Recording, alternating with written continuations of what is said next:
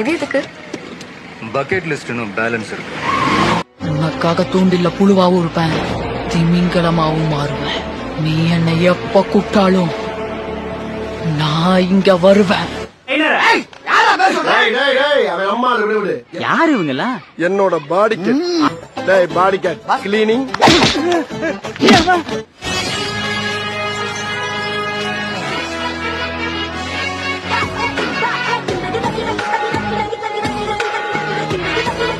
ஆமாண்ணா 3 நாளா மாட்டிக்கிட்டு முடிக்கிறேன்.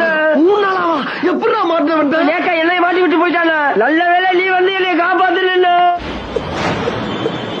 தாரத்தப்பட்ட கிழிய போது